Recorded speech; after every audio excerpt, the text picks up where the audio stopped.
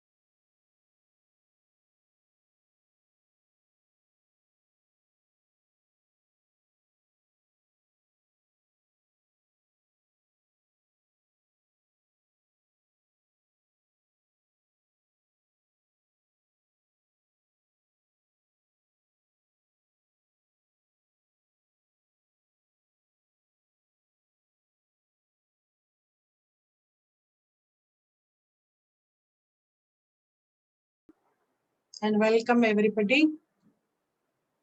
हम बात कर रहे हैं आत्मा की और हमने आत्मा का पूरा परिचय आपको दे दिया और उसमें बताया कि आत्मा का टेम्पररी घर कहाँ है और परमानेंट घर कहाँ है। तो हमने अपना परमानेंट घर भी पहचान लिया। अब आज हम आगे बढ़ेंगे। राजयोग में हम जब भी बात करते हैं तो आत्मा का संबंध परम पिता परमात्मा के साथ होता है। तो जितना हमने आत्मा को समझा, इतना डिटेल में उसकी हमें आवश्यकता महसूस हुई, उतना ही मुझे परमात्मा का भी संपूर्ण ज्ञान होना आवश्यक है। क्यों आवश्यक है? क्योंकि अगर हम उसे भी नहीं जानेंगे, जैसे हमने आत्मा को नहीं जाना था, हमको कितने दिन लग गए आत्मा को सिर्फ जानने के लिए। वो एक छोटी सी पिंडी है, लेकिन उसकी ऑक्यूपेशन क्या है, वो कहाँ रहती है और हम कैसे आते हैं और कैसे जाते हैं, उनको समझने के लिए हमें टाइम लगा। इसी प्रकार परमात्मा का भी संपूर्ण ज्ञान होना आवश्यक है।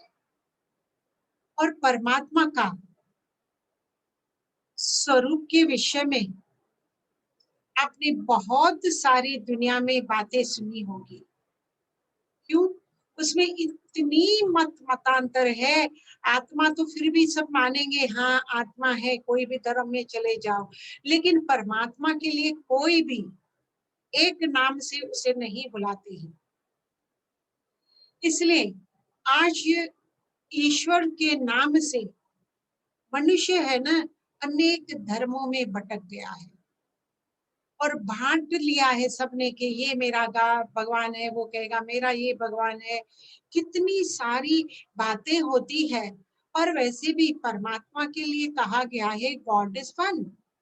तो वन कहाँ है? क्या हम सब उस एक को जानते हैं या हम सबका अलग अलग भगवान है?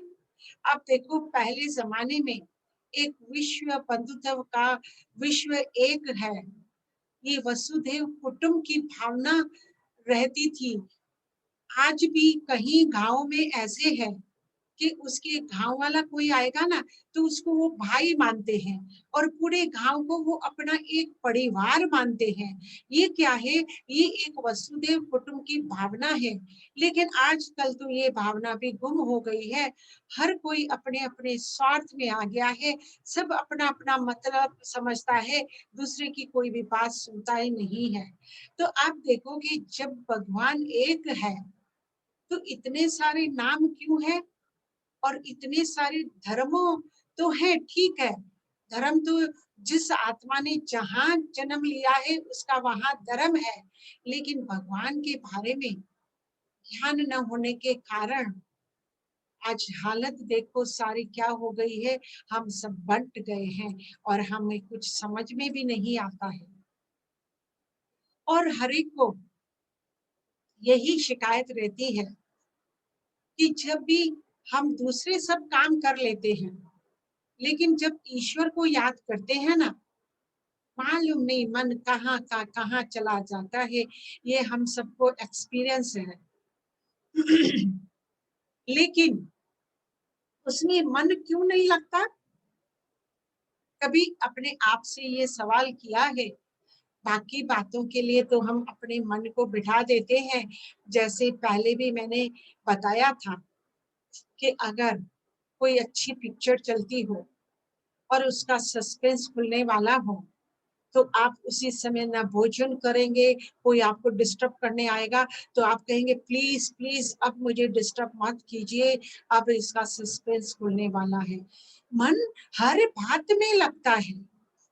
सिर्फ जब हम कहते हैं प्रभु में लगाओ तो नहीं लगता है। आप देखो, ये ज्ञान भी हम सुन रहे हैं, 1 घंटे के बदले में 2 घंटा भी चलेगा तो भी हम सुन लेंगे, उसमें हमें दिक्कत नहीं आती है।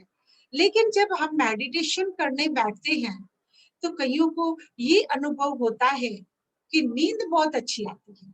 कई लोग तो बहुत अच्छी निंद्रा करते हैं, फिर कहते हैं हमारा योग बहुत अच्छा लगा। लेकिन वो अच्छी बातें सुनते सुनते मन को इतनी शांति मिलती है कि हमें नींद जो घर में गोली खाने से नहीं आती है, वो यहाँ आती है। तो मन क्यों नहीं लगता है? इसलिए कि ये मालूम ही नहीं है कि उसका नॉलेज भी कुछ है कि भगवान क्या है, उसका स्वरूप क्या है, वो कहाँ रहते हैं। आप देखो परिचय में ये 4-5 बातें तो हर एक को, हम कभी किसी से इंट्रोडक्शन करते हैं तो सबसे पहले पूछते हैं आपका नाम क्या है? तो मुझे परमात्मा का नाम भी मालूम होना चाहिए। फिर पूछते हैं आप कहाँ रहते हो? तो उसका घर भी मुझे मालूम होना चाहिए। फिर उससे पूछते हैं आपके माता-पिता भी कौन है? क्योंकि हमें पूरा परिचय किसी का चाहिए, तो बहुत सारी जानकारी मुझे चाहिए। तो यहाँ तो हमें तो परमात्मा का कुछ भी मालूम नहीं है, इसलिए हम क्या हो गए हैं, बँट गए हैं अलग-अलग धर्मों में और अलग-अलग बातों में। आप देखोगे, एक बार एक बहन मिली थी और उसने कहा कि मेरा बेटा है ना 17 साल का है और वो पूछता है कि हिंदू धर्म में इतने भगवान क्यों हैं? और क्रिश्चियन धर्म देखो, दूसरे धर्म देखो, सब में एक ही भगवान है। लेकिन हिंदू धर्म में ही इतने सारे भगवान हैं। आपने भी देखा होगा, अपने मंदिरों में भी देखा होगा, घर में भी मंदिर बनाते हैं, चाहे मंदिरों में भी जाते हैं, हर एक भगवान का चित्र होता है। क्या इतने सारे भगवान हैं? तो इस बेटे ने जब अपनी माँ से पूछा, तो माँ ने भी बच्चे को समझाया कि हाँ, हिंदू धर्म में जितने भी मंदिरों में जितने भी भगवान हैं, ये सब हमारे भगवान ही हैं। देखो पहले ज़माने में जो बच्चे होते थे ना, माँ-बाप का हर कहा सुना सब वो मान लेते थे, आँख बंद करके, उसमें कभी भी वो सवाल जवाब नहीं करते थे। क्योंकि उनको मालूम था कि मेरी माँ जो कह रही है, वो ज़रूर कुछ एक्सपीरियंस से कह रही है और उन्होंने कुछ पाया है इसलिए कह रही है। लेकिन आज हम अपने बच्चे को नहीं समझा पा रहे हैं कि हिंदुओं में इतने सारे धर्म क्यों हैं। आप क्यों नहीं समझा पा रहे हो? क्योंकि मुझे खुद ही समझ में नहीं आता है, मुझे खुद ही पूरा नॉलेज नहीं है और अधूरा ज्ञान तो वैसे भी क्या कहा जाता है, किसी को अधूरा ज्ञान दोगे तो वो लटका ही रहेगा। तो कभी कोई किसी को भी हमें अधूरा ज्ञान नहीं देना है।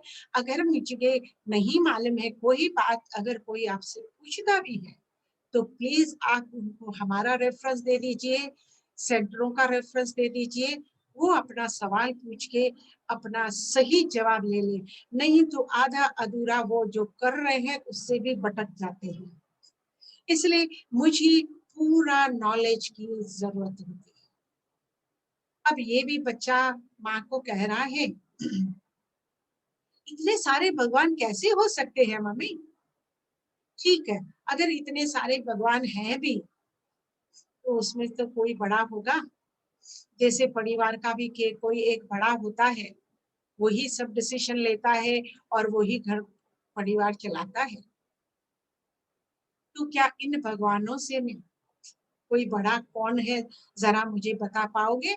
ठीक है, मैं मान रहा हूँ कि सब है भगवान, लेकिन इसमें से सब कौन-सा बड़ा है?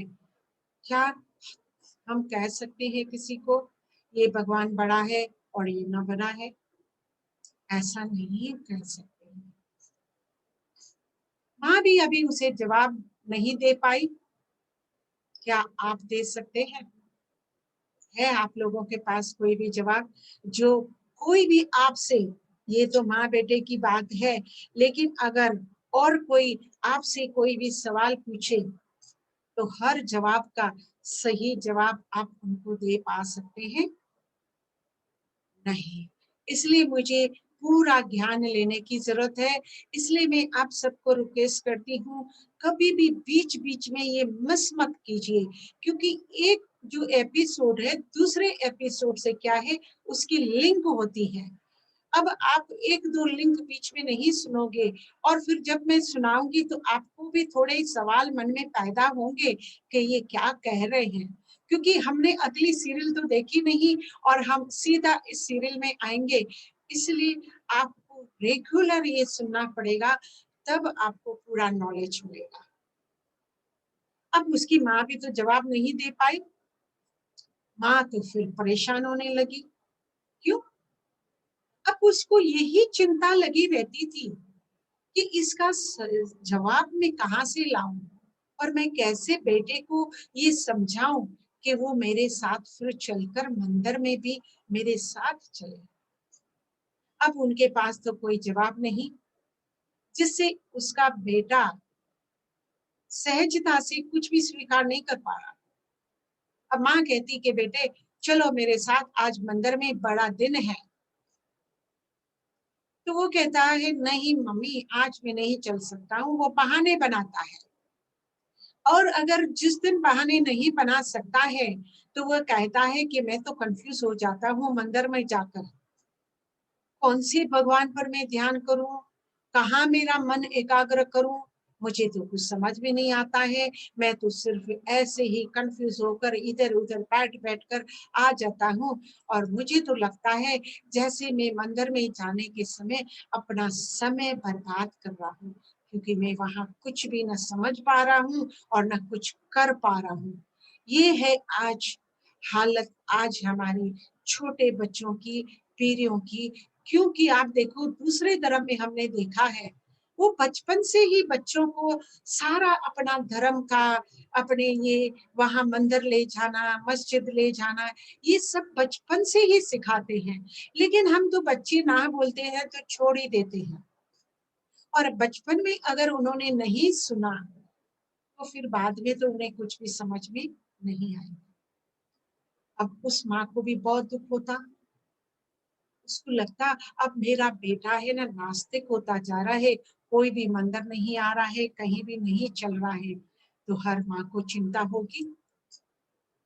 इसलिए वो माँ अपने को जिम्मेवार समझ रही थी, वो अपने आप को ही कोस रही थी, बच्चे को कुछ नहीं कह रही थी, क्योंकि बच्चों को समझाना तो बड़ों का ही काम होता है। बच्चों को ज्ञान और नॉलेज भी अपने माता पिता गुरु टीचरों से ही तो मिलता है। अगर वो उनका जवाब न दे पाए तो बच्चे भी क्या करें। इसलिए ये माँ भी अपने को ही जिम्मेवार समझ रही थी कि आज जो मेरे बेटे के साथ हो रहा है वो इसके लिए ही हो रहा है, कि भगवान इतने क्यों है उसका जवाब मुझे खुद ही नहीं मालूम है, तो मैं उसको कैसे दूं। यही उसको भी चिंता लगी रहती थी। और मालूम होता तो मैं भी उन्हें समझा देती, लेकिन मुझे खुद ही मालूम नहीं है। अब ये जो समस्या है, क्या सिर्फ वो ही माँ की है और हम सब माएं जानती है? नहीं, ये समस्या चारों तरफ है, हर एक घर घर की कहानी है, क्योंकि किसी को भी पूरा नॉलेज है ही नहीं, न आत्मा का है न परमात्मा का है, न हम इस सृष्टि में आए हुए हैं।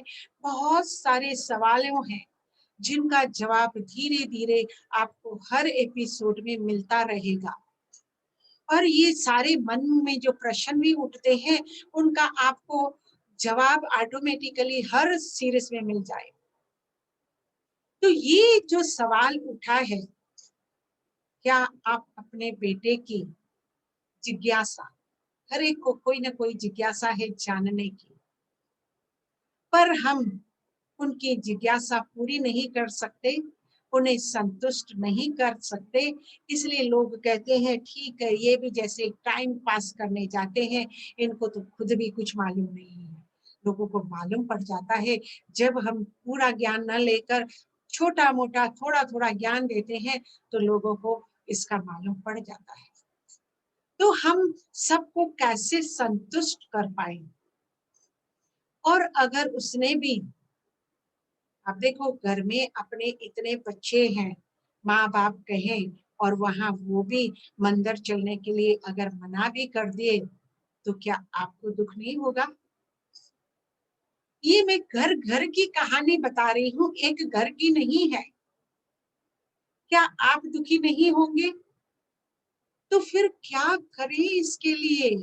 इसलिए हर एक को इस नॉलेज की बहुत बहुत आवश्यकता है, और इसी वजह से हम ईश्वर के विषय में सत्य ज्ञान जानने की कितना जरूरी हो गया है, ताकि आज की पीढ़ी को ईश्वर और उसकी शक्तियों के बारे में स्पष्ट करके हम समझा सके। और जब हम उनको समझाएंगे, आजकल के बच्चे हैं ना, वो कंप्यूटराइज जमाने के हैं, वो हमारे जमाने के नहीं है। उन्हें बहुत कुछ नॉलेज, वैसे भी छोटे बच्चे को भी हमसे ज्यादा नॉलेज है, क्योंकि पूरा दिन वो कंप्यूटर पर बैठे हुए रहते हैं। तो उनको कोई भी बात समझाना इतना आसान नहीं हो जाता है। आधा अधूरा ज्ञान उनको नहीं चाहिए। उनकी फिर एक सवाल का फिर दूसरा सवाल उठेगा, इसलिए मुझे ज्ञान बिल्कुल क्लियर और बिल्कुल उसके सारे जवाब मेरे पास होने चाहिए। अगर वो पूछे कि मेरे मन को भटकाने के बजाय ईश्वर में यथार्थ रीति से कैसे एकाग्र कर सके, क्योंकि उसको तो सिर्फ परमात्मा का नॉलेज नहीं देना है, लेकिन वो उनको आत्मा का भी तो देना है कि आप में भी शक्तियां हैं, और ये भी शक्ति जब परमात्मा से जाओगे तो ज्यादा शक्ति मिल सकती है, लेकिन उसका धीरे धीरे ज्ञान देना है। और फिर उसको कहना है कि अपने मन को वहां कैसे एकाग्र करें, क्योंकि अब तो हमारे सामने भी ये सवाल है, मैं अपना ही मन नहीं टिका पा रही हूँ, मेरा मन खुद का भी अभी भटक रहा है। मेडिटेशन भी करने बैठते हैं तो वो आनंद नहीं आ रहा है, वो ऊर्जा नहीं आ रही है। कई बार आपने देखा होगा कि पूजा करने के बाद भी उठते इमीडिएटली किसी किसी को गुस्सा आ जाता है। क्यों? क्योंकि वो जो शक्ति लेने बैठे थे, वो शक्ति तो मुझ में आई नहीं। तो फिर ये मन इसलिए भटकता है, ईश्वर में यथार्थ रीति से मुझे कैसे लगाना है। दूसरा, अगर लोग ये बात से नहीं माने तो हमें बहुत सारे एग्जाम्पल देने पड़ते हैं, जो हमारे को खुद ही मालूम होगा तो हम दूसरों को वो एग्जाम्पल देकर सेटिस्फाई कर सकते हैं। दूसरा एग्जाम्पल है, जैसे एक कोई बैटरी है। आप देखो, मोबाइल हम सुबह बैटरी चार्ज करके फुल चार्ज करके निकलते हैं, और शाम तक देखोगे तो वो तो डिस्चार्ज ही हो जाता है। अब आपने कभी सोचा है इसको बार बार चार्ज क्यों करना पड़ता है, और ये बार बार डिस्चार्ज क्यों होता है? एक बार चार्ज कर दिया तो बस है ना? नहीं, इन बैटरी में भी कंपोनेंट्स होते हैं, और जितना जितना हम इसको यूज करते हैं उसमें से कंपोनेंट्स इधर उधर हो जाते हैं, बिखर जाते हैं। इसलिए हमको क्या करना पड़ता है, उसे जनरेटर के साथ जोड़ना होता है। मोबाइल को तो अपने मोबाइल के फोन से जोड़ना होता है, फिर वो कंपोनेंट सब एकत्र हो जाते हैं, और फिर बैटरी वो हम यूज कर सकते हैं। इसी प्रकार हमारी आत्मा भी एक बैटरी की तरह है। सुबह से देखो शाम तक हम अपनी पांचों ही कर्म इंद्रियां कितनी न यूज करते हैं, चाहे बोलना हो, चाहे देखना हो, चाहे सुनना हो, बहुत सारी हम यूज करते हैं। और शाम तक आप देखोगे कि आपकी एनर्जी कम हो जाती है। जितनी हमारी एनर्जी सुबह सुबह उठने के टाइम एकदम चार्ज होती है, पर जैसे जैसे यूज करते हैं तो वो डिस्चार्ज हो जाती है। पर मैं आपको आगे चलकर समझाऊंगी कि बीच बीच में भी उसको चार्ज करने की जरूरत है। ये बैटरी नहीं है कि एक बार चार्ज की और पूरा दिन आप यूज करते हो। वो आगे चल के हम लेसन में सीखेंगे। तो आत्मा को भी ये बैटरी जो डाउन हो गई है, उसको भी परमात्मा जनरेटर के साथ जोड़ना है। पर जोड़ेंगे कैसे?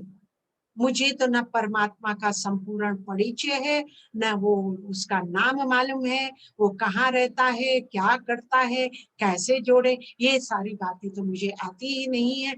बस हमने आपको नॉलेज दे दिया कि भाई उसके साथ आपको जोड़ना है और आपकी बैटरी चार्ज हो जाएगी। नॉट एनफ, आपको उसका पूरा नॉलेज चाहिए। जब तक पूरा नॉलेज नहीं होगा तब तक मुझे नहीं मालूम पड़ेगा। आइए हम देखते हैं एक एक छोटी सी। ब्राह्मण था। वह पूजा पाठ में ईश्वर में बहुत आस्था रखता था। एक दिन उसका बेटा बीमार हुआ। जब उसे डॉक्टर के पास ले गए तो डॉक्टर ने जवाब दे दिया कि ये केस अब उसके हाथ में नहीं रहा। अब तो ऊपर वाला ही उसको बचा सकता है। वह श्री कृष्ण का भगत था, इसलिए दिन रात श्री कृष्ण की भक्ति कर रहा था। भक्ति के साथ साथ वह मन ही मन कई प्रकार की मन्नतें भी करने लगा और पुकारता रहा, हे राधे श्याम, मेरे बेटे को बचा लो। हे कृष्ण कन्हैया, मेरे बेटे को बचा लो। 2 दिन के बाद उस उतने में उनके घर एक पड़ोसी ने आकर ब्राह्मण से कहा, अरे तू कब से श्री कृष्ण को याद कर रहे हो? लेकिन ऐसे समय पर श्री कृष्ण को थोड़े ही याद करना चाहिए। ब्राह्मण ने कहा, क्यों, फिर किसे याद करूं? पड़ोसी ने कहा, ऐसे समय पर तो माँ अम्बे को ही पुकारना चाहिए। उसका हृदय करुणा वाला होता है। तू अम्बे माँ को याद कर, देख तेरी मनोकामना पूर्ण हो जाएगी। ब्राह्मण को भी लगा कि शायद यह सही बात कर रहा है। उसने भी तुरंत अम्बे माँ को पुकारना शुरू किया और पूजा आरंभ कर दी। हे अम्बे माँ, हे माँ कहकर पुकारने लगा। वह ब्राह्मण 2 दिन तक माँ की भक्ति करता रहा। जब ब्राह्मण के पास उसका एक मित्र आया और उससे कहने लगा, अरे तू कब से माँ को पुकार रहा है, परंतु ऐसे समय में माँ को थोड़े ही पुकारना चाहिए। तो ब्राह्मण ने कहा, फिर किसको पुकारना चाहिए? मित्र कहने लगा, ऐसे समय तो विघ्न विनाशक गणेश जी को याद करके देख, तेरा विघ्न ऐसे हल हो जाएगा जैसे था ही नहीं। उसने गणेश जी की दिल से भक्ति करना आरंभ की। 2 दिन के बाद एक और पड़ोसी उसके पास आया और कहने लगा कि सुना है आजकल गायत्री मंत्र का बड़ा चमत्कार दिखाई देता है। तू गायत्री मंत्र का जाप कर, शायद तेरा बेटा ठीक हो जाए। ब्राह्मण ने फिर सोचा कि सुना तो है गायत्री मंत्र के बारे बड़े बड़े चमत्कारिक अनुभव हैं। उसने बड़ी तीव्रता से भावनावश होकर कातर भाव से गायत्री मंत्र का जाप किया। वहीं उसकी एक और मित्र उसे कहने लगा, सुना है पड़ोस के गांव में एक फकीर बाबा जी पधारे हैं। उनके पास ऐसी भड़म है जो खिलाने से कैसा भी रोग गायब हो जाता है।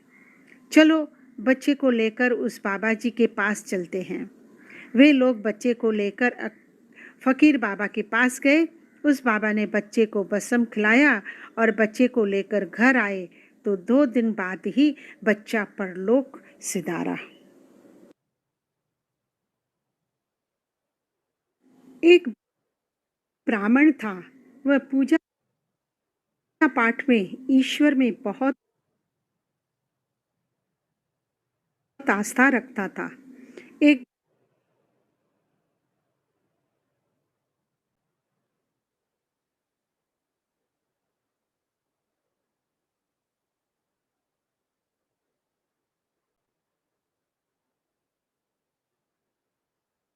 दिन उसका बेटा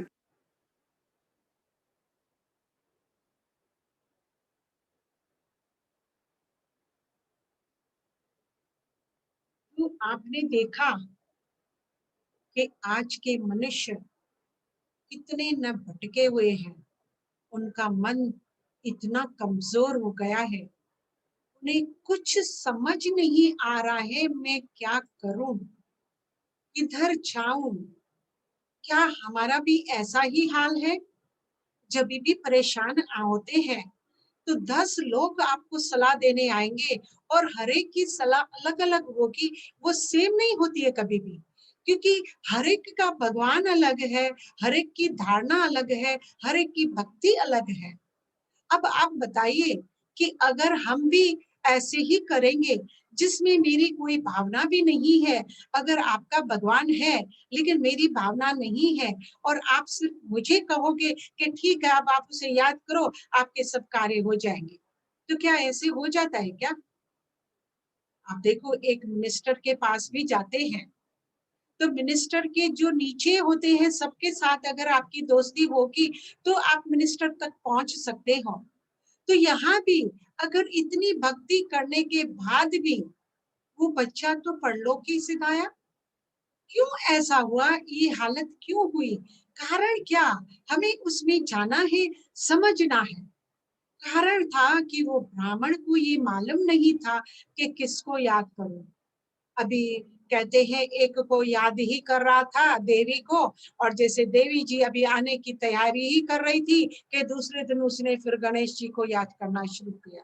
अभी गणेश जी तैयारी कर रहे थे आने की, तो आपने फिर दूसरे को याद कर दिया, तो फिर वो हमारा मन इतना भटकता रहता है, क्यों? क्यों ना हम, गॉड इज वन, लेकिन वो कौन सा वन है ये मुझे मालूम नहीं है, इसलिए हमने अलग अलग सबने अपने अपने भगवान बना कर रख दिए हैं। अब किसको याद करने से क्या प्राप्ति होगी वो भी नहीं मुझे मालूम, क्योंकि ये तो लोग मुझे बता रहे हैं कि भाई इसको याद करो तो आपके विघ्न हटेंगे, आप ये जड़ी बूटी लो, ये साधु आया है, वो साधु आया है, मालूम नहीं लोग क्या क्या आपको बोलते रहते हैं, और आप करते भी हो, श्रद्धा से भी करते हो, लेकिन क्या उसका फायदा होता है? इस ब्राह्मण ने भी तो बड़ी श्रद्धा से भक्ति की थी, उसमें कोई कमी नहीं थी, लेकिन ये सब बातें जानने के लिए कि ईश्वर के विषय में अज्ञानता है, तो हमें समझना पड़ेगा परमात्मा को। तो आज भी संसार में ईश्वर के बारे में यही कहा जाता है, गॉड इज वन। लेकिन यहाँ तो ऐसा नहीं है, जितने मुख हैं उतनी बातें हैं, और जितना दिमाग है उतने विचार हैं। आप देखो, जो भी पड़ोसी आया तो हर एक ने अलग अलग बात कही, सेम बात नहीं कही। तो यहाँ भी जितने मुख होते हैं उतनी बातें होती है, दिमाग और विचार भी उतने ही होते हैं। सुननी सबकी है, किसी को भी हमें दुख नहीं देना है, लेकिन अंधविश्वास की तरह मुझे सिर्फ उसी में ही ध्यान नहीं देना है, इसका मुझे ध्यान रखना पड़ेगा। तो अनेक मत मतांतर हो गए हैं, मनुष्यों को इतना उलझ गया है, ये रियली संसार का बड़े सी बड़ी समस्या है, और सबको समझाना भी इतना आसान नहीं है, और किसी की हमको श्रद्धा जिसमें है वो तोड़नी भी नहीं है, क्योंकि वो भी गलत हो जाएगा। पर पूरा ज्ञान देने से, जैसे कहते हैं ना कि एक बच्चा है, अगर उसने चाकू पकड़ा हुआ है, अब माँ को मालूम है कि ये बच्चे को चाकू लग जाएगा, तो माँ सीधा खींचेगी तो वो नहीं देगा, लेकिन माँ क्या करेगी, उसको समझाएगी और उसको दूसरा खिलौना लाकर दे देगी, तो जैसे दूसरा खिलौना आ जाएगा तो वो चाकू अपने हाथ से ऑटोमेटिकली ही छोड़ देगा। तो यहाँ हमें लोगों के भावनाओं से खेलना नहीं है, हर एक की जो भावना है उनको वो करने दीजिए, लेकिन उनको सत्य नॉलेज दीजिए, सत्य ज्ञान जब मिल जाएगा उनको, और वो अपने श्रद्धा से और वो अपनी भक्ति भावना से उसे जब समझेंगे, क्योंकि भक्ति के बाद दूसरा स्टेप है ज्ञान। तो भक्ति नहीं छुड़ानी है जब तक उसने ज्ञान नहीं समझा है, ज्ञान समझने से भक्ति ऑटोमेटिकली ही छूट जाएगी। इतनी सारी उलझने हैं जिनको मुझे सुलझाना है, तो ये टॉपिक बड़ा सेंसिटिव है, थोड़ा ध्यान से सोच समझ से खुद समझिए और दूसरों को भी समझाइए, क्योंकि लोगों को तो कुछ भी मालूम नहीं है क्या करना है, कहाँ जाना है, क्या नहीं करना है। जैसे ही प्रथाएं शुरू से चली आई हुई है, बस हम तो वो ही फॉलो करते रहते हैं। अब जो पहली प्रथाएं थी, आप देखो पहले जमाने में लोग क्या करते थे, गैस नहीं हुआ करती थी तो चूल्हा जलाकर वो करते थे, अपना अन्न पकाते थे, बाजी पकाते थे। तो हम कहेंगे नहीं, ये तो मेरी परंपरा है, आज मैं भी वही चूल्हा जलाकर उस पे ही तो खाना बनाऊंगी, मैं थोड़ी अपना ये सब कुछ चेंज करूंगी। तो जैसे जैसे समय बदलता है, हमें भी अपने विचार और समझ से, टेक्नोलॉजी बढ़ रही है तो मुझे भी अपने विचार सोच समझ को आगे बढ़ाना होगा। तो इसकी नॉलेज भी हमारे अंदर होनी चाहिए। जब तक ये नॉलेज बरोबर नहीं है, तभी दुनिया में कहा जाता है कि ज्ञान के बिना गति नहीं है।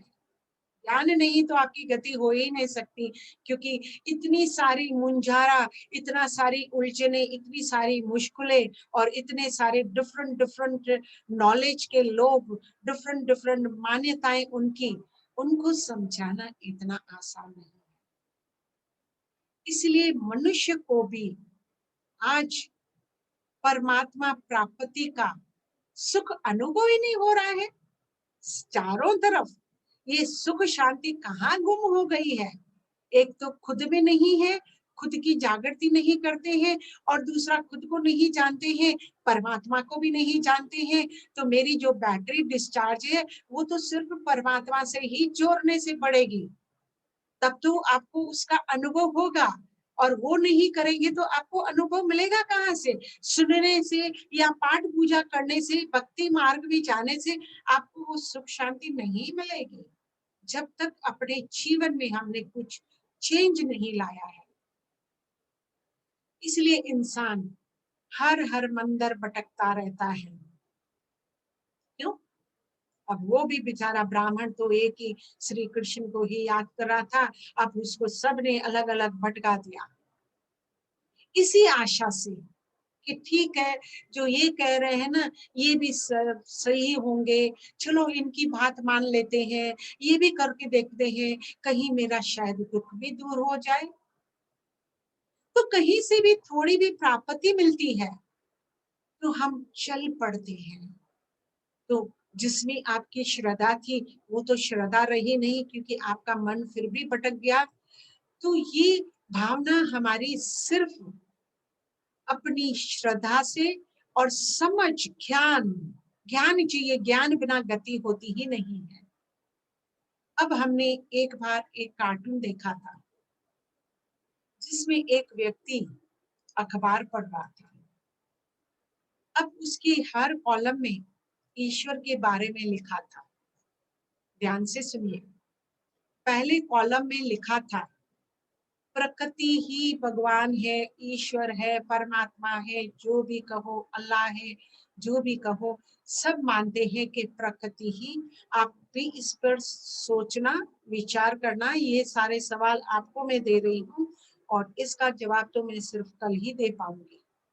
पहले कॉलम में लिखा था प्रकृति ही ईश्वर है, दूसरे में लिखा था आत्मा ही सो परमात्मा है।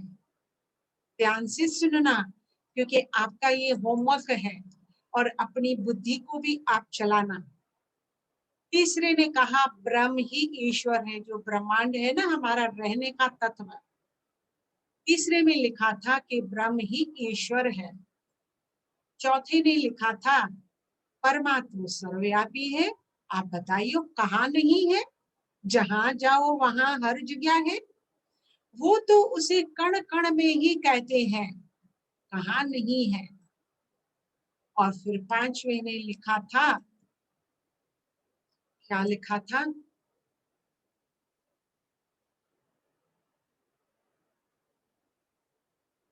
पांचवे ने लिखा था कि भगवान तो ये जो साकारी है ना, वो भी तो भगवान ही है। कैसे? उन्होंने कहा, किसी ने, कि भगवान का तो न नाम है, न रूप है, न आकार है, वो तो निराकार है। आप इस पे मनन चिंतन करना। ये गहरे सवाल हैं। और फिर छठे ने लिखा था, भगवान तो साकार है। साकार मीन्स आज हिंदुओं के तो मेरे ख्याल से 33 कोटि देवी देवताएं हैं, और जितने भी इष्ट देवी देवताएं हैं ना, वो सभी ईश्वर के ही तो रूप है। मनन चिंतन करके देखना। और फिर नीचे लिखा था, ईश्वर जैसा कुछ है ही नहीं, और अगर है तो प्लीज मुझे उसका सबूत दीजिए, क्योंकि आज विज्ञान भी हर बात का सबूत देता है। तो ईश्वर के विषय में भी मुझे सबूत चाहिए। इसमें मैं आपको समझाना चाहूंगी, एक एग्जाम्पल है मेरे पास। एक बार एक स्पिरिचुअल और एक साइंटिस्ट, उनके बीच में डिबेट चल रही थी। अब डिबेट में जो टॉपिक था, ईश्वर है कि नहीं है। कहीं बार हम भी जब आपस में बैठकर कुछ गोष्ठी करते हैं, तो हमारे भी कहीं ऐसे सवाल हो जाते हैं जिसपे डिबेट होना शुरू हो जाता है। अब पहला नंबर था साइंटिस्ट का। उसने कहा कि हाँ, उसने बहुत सारे फार्मूलाए लगाए, ये किया वो किया, और साबित कर दिया कि भगवान है नहीं। कमाल है। और जब स्पिरिचुअलिटी का टर्न आया, तो अब उसको कहा गया, आप सबूत दीजिए। उसने कहा, मैं तो सबूत दे ही नहीं सकता हूँ, क्योंकि कहीं ऐसी चीजें होती है जिसका सबूत हम नहीं दे पा रहे हैं और दे भी नहीं सकेंगे। जैसे सपोज आपको किसी ने चांटा मारा और आप कहती, मुझे बहुत दर्द है, बहुत दर्द है। अरे मैं कहूंगी, दिखाओ दर्द कहाँ है। तो कहीं ऐसी बातें होती है जिसको प्रूव नहीं किया जाता है, उनका अनुभव भी होता है। तो कहने का तात्पर्य कि कहीं बातें हम सबूत के साथ नहीं कह सकते हैं। और किसी ने कहा, मुझे क्या लेना देना, ईश्वर है या नहीं है, प्लीज आप मुझे तंग मत कीजिए, मुझे कुछ सवाल नहीं पूछे। आपने देखा कितने प्रकार के लोग हैं, कितने मत मतांतर है, कितनी उनकी अलग अलग सोच है। तो अब हम अगर शांति चाहते हैं इस दुनिया में, कैसे हम ला पाएंगे। जब तक सब एक बात पर नहीं खड़े होते, तब तक तो शांति संसार में लाना बहुत मुश्किल हो जाता है। तो आत्मा का परमात्मा से मिलना, अंधेरे का उजाला से मिलना, रजनी का भोर के संग मिलना, बादल का हवाओं से मिलना, ऋतुओं का अपनों से मिलना, सॉरी, रूठों का अपनों से मिलना, हरियाली का सावन से मिलना, लहरों का सागर से मिलना, और जीवन का अपने संगी साथियों से मिलना। कितनी न मौज आ जाए अगर ये हम सब समझ ले तो। क्लियर हुआ। अब मैंने आप लोगों को होमवर्क दिया है, जिस होमवर्क पर आप थोड़ा ध्यान देना, मनन चिंतन जरूर करना। क्योंकि परमात्मा ये कोई शब्द नहीं है जो तुम्हें किताब में मिल जाएगा। परमात्मा मूर्ति नहीं है जो तुम्हें मंदिर में मिल जाएगी। परमात्मा इंसान भी नहीं है जो तुम्हें समझ में से भी मिलेगा। इंसानों के समझाने से भी आप समझ नहीं पाओगे, इसको अनुभव किया जाता है, जिसका मैं आप आगे आपको बताऊंगी। वो तो सबका मालिक है, सबका मालिक है। वो तो परम धाम में ही मिलेगा। आप इधर उधर कितनी भी कोशिश करो, नहीं। चलो चलते हैं हम अपने अंतर मन की यात्रा पर।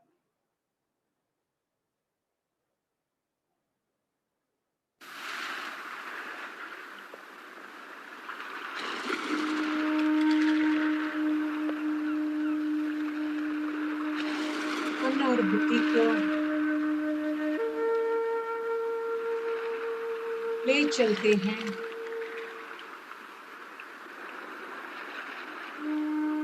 इन बाहरी आवाजों, हलचल से दूर,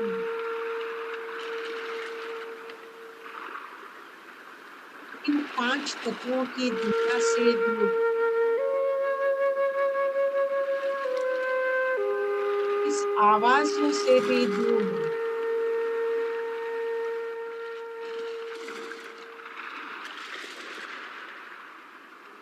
अपनी अंतर आत्मा में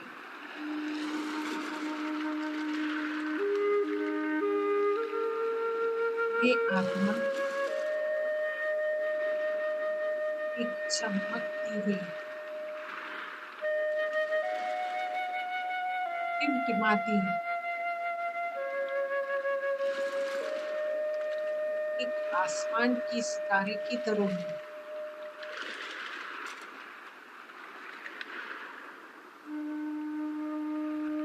मुझ में सर्व गुण और सर्व शक्तियाँ भरपूर हैं। जैसे मोबाइल को हम सुबह-सुबह चार्ज करते हैं, इसी प्रकार हम भी सुबह-सुबह उठते परमात्मा जनरेटर से अपनी आत्मा को फुली चार्ज करते हैं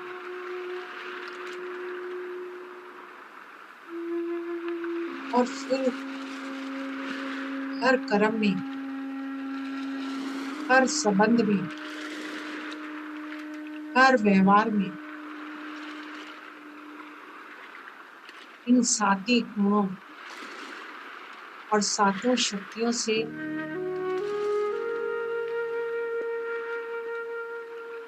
व्यवहार करते हैं और धीरे-धीरे कुछ आत्मा की भी बैटरी डिस्चार्ज होती है। पर अब मुझे मालूम है, मेरे पास सोर्स है, मेरे पास जनरेटर है, परमात्मा का नॉलेज मुझे मिल रहा है, उसका संपूर्ण नॉलेज आते ही, ज्ञान मिलते ही मैं अपना मन परमात्मा में बीच-बीच में इस बैटरी को चार्ज करती रहूँगी।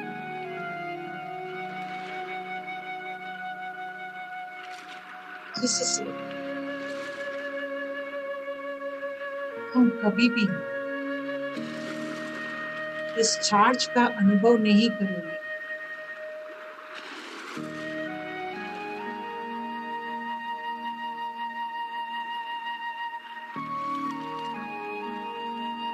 यही मेडिटेशन मुझे चार्ज करता है। इसकी वजह से हम भी पल-पल, बीच-बीच में यह ज़रूर करें,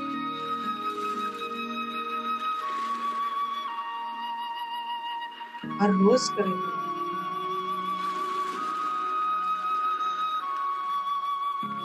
ओम शांति, शांति, शांति।